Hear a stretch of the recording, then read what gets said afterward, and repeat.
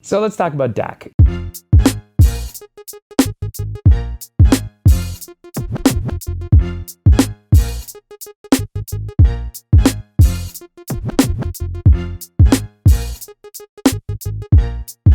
October, he had that open fracture dislocation. The bulk of what I talked about is at the end of this video if you want to take a look.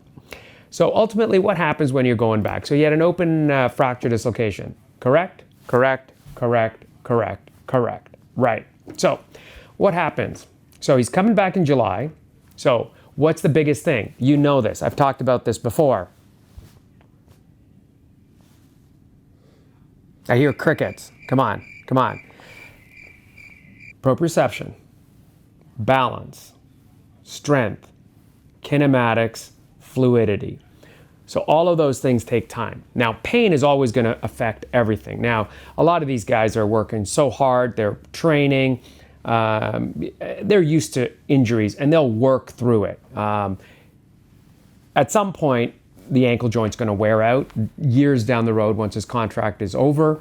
The only issues with any sort of open fracture dislocation is could he have had complications such as infection and stiffness, pain, and post-traumatic arthritis with any fracture dislocation. However, let's bar that anything bad happens and he comes back in July. His biggest issue is the mental game, right? So, and all of that comes down to getting your proprioception, balance, strength, kinematics, and then your mental game ultimately will guide you.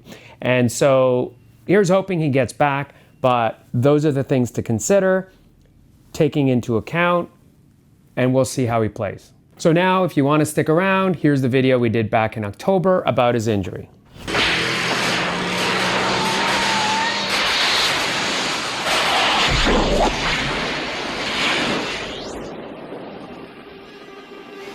Dak Prescott, you had a terrible injury. You watched the injury. He's moving to his left. He's trying to cut around a player, and he almost makes it and then gets tackled down, and you see what happens, okay? So, down here. So he lands with his leg, and he's going this way. So his momentum is carrying him this way. His cleats are on, so he's pivoted and securely planted in the turf, okay? So this is stable. His momentum is taking him this way. And normally, if he were to get away, he would just keep his momentum going and lift his leg and go. But that's not what happened, right?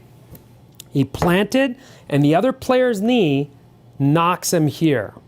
So basically, he's planted, cleats on the turf, his momentum's going this way, and he gets clipped, not by, intention. The player was just tackling him. His leg kind of clipped him here. So what happened is that he landed like this. He couldn't quite get his foot off, and then, nice sound, good sound effect. That was instantaneous. And so what happened is he gets a fracture dislocation. So you saw what happened. He landed and he's like this, okay? Now, oftentimes with these fracture dislocations of the ankle, you can either completely dislocate, but more often than not, you have an associated fractures, typically medial malleolus, because it's on the medial inside of the ankle, lateral malleolus, because this is the fibula, distal fibula, which breaks more often than not, and occasionally, often, in a decent percentage of cases, you'll take posterior malleolus. In some cases, you'll actually involve most of the distal tibia, and in that case, you get a tibial plafond.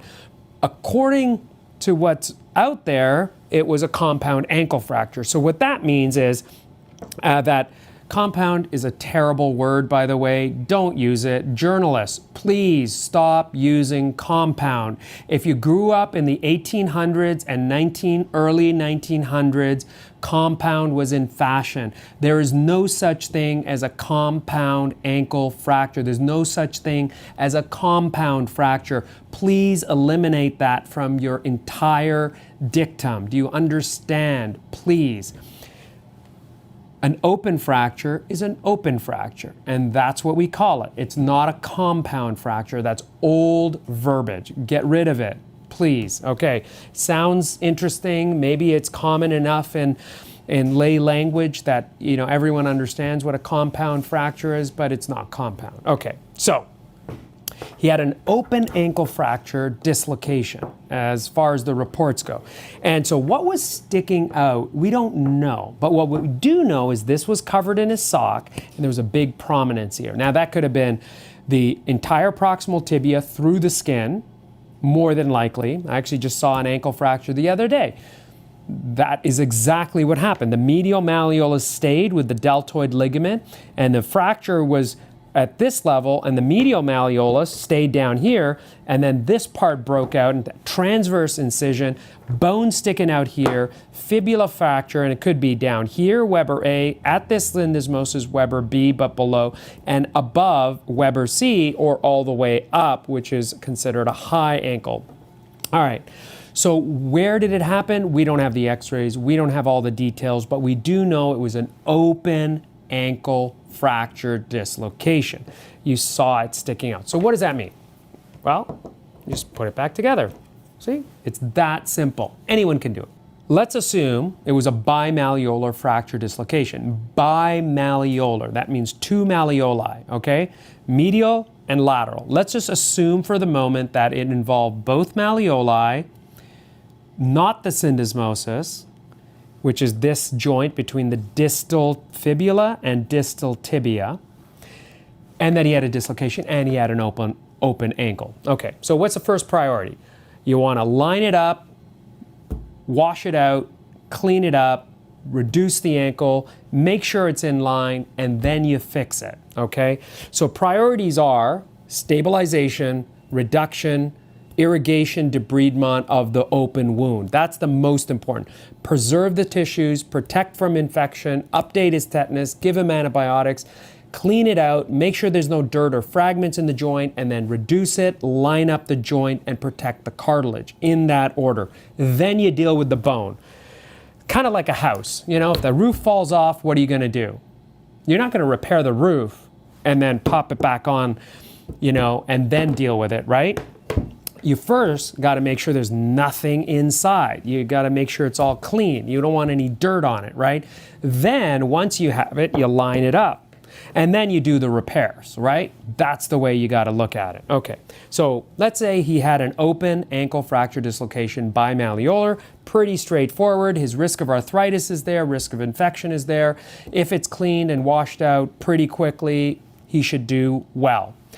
Ankle fractures, medial mal, lateral mal, if they're relatively stable, put some screws here, put some plates, one plate there, and maybe a lag screw, and he's good to go. What's the recovery time? 6 to 8 weeks of healing, 3 months rehab, back in the game the following season. What about a syndesmosis? Now, syndesmosis is if you get separate, well, okay, see, these newer bones just are so soft. You know, which kind of brings up, do you remember the talk I gave a while back about all these high pro athletes breaking bones with minor injuries? And that was in basketball. You know, I'm seeing a lot of this. So what's happening? What kind of anabolics are being used? Now, I'm not saying they're steroids. Everyone gets screened now. I'm not saying that, you know, they're hypervitaminized or hypervitaminosis, whatever you want to call it. Are they getting a lot of vitamins, calcium, vitamin D, all sorts of stuff? Is there a drawback to that? What else are they taking? Are they taking creatinine? Are they taking other supplements? Maybe there's other things happening. I'm seeing a lot of fractures just happening really, you know, with trauma. But, you know, with these high-end athletes and their bodies, they got a lot of weight, they got a lot of force, they got a lot of momentum, and one can assume that, hey, they're going to break. But how often did that happen 20 years ago versus now? Are they faster? Are they better? Are they stronger? Are they have more momentum? Is the turf better? Is the shoe better? Is something else going on? So it kind of makes you think, right? Just think about that. That's all I'm going to say. Because I don't like anyone getting injured, especially the athletes, because we're all athletes, right? Like, I'm as good as Dak, right? I could play the game. I'm an athlete. We're all athletes, right? Right. Okay. So say he had a syndesmosis injury. That's the joint in this space. Tibia, fibula separates, and then you have to repair that area. You got to get it in line right at this junction, at this joint. Make sure it's congruent. That could affect a little bit of ankle stability if it's missed. I highly doubt it's going to be missed. They've got experienced surgeons to the Dallas Cowboys. Actually, hope you guys are all okay in Texas. It's all fun and games, but I heard about the news. Prayers and blessing out to you, Texas people, about what's happening there. Electricity, freezing, snow, rain. Hope all is well. But in any case, he's apparently recovering well and rehabbing. That's what we know. But is he going to be back in the game? We don't know. That raises a whole other set of questions. Now, I don't know about contracts. I don't know about franchise taxes. Oh, it's not taxes. Just making fun. What it sounds like is that he's going to have more of a mental hurdle next year than a physical hurdle. Oh, it'll be both. No, he'll have a mental and physical. Even if he actually, it'll be both, because, the one thing, if he's planting back there, he really has to trust that ankle, okay? Trusting your ankle or any joint after an injury takes time, and that's something that we see that a lot. ACL is a common example. It's after 2 years back in the game that you really start feeling that confidence in your knee coming back. Even though a lot of athletes, they'll have their ACL, or even some that don't have an ACL and do well, they'll do reasonable, but they really excel after that 2-year mark after their ACL. And it really comes down to proprioception, balance, strength, kinematics, overall mental and physical recovery. Now, the one of the challenges is that this is his back leg. It's the leg he plants and throws and pivots on. So that's going to be one of the challenges that's going to happen. So I think the first year back, I think is going to be a challenge for him and any team if he stays at the Cowboys or otherwise, in my opinion. But, superstars are superstars. Even then, he's at risk for cartilage injury, pain, ankle, stiffness, and then the rehab process. Muscle atrophy is a thing that's going to be challenging. And these super athletes, and we know this from Tour de France riders, 2 weeks off the bike, and they're 6 months behind their entire athletic regimen. So it's really important that, they're going to lose a lot of muscle. They're going to lose time. They're going to use their mental game, their physical game, a lot of that aptitude, fitness that people talk about muscle memory. Sure, muscles don't have memory, but you have a loop feedback neuromuscular reflex from your cortex down to your muscles, into the nerve fibers, right down to every aspect of your joint and mechanics and kinematics of your joint. So you have this proprioceptive kinematic balance and memory of how you move. That will change because when you first start moving, things are going to be awkward and stiff. So even though you get the cartilage perfect, there's a jagged line where the fracture was that extends into the cartilage. So that's always going to be there even though it's perfect. That has to heal.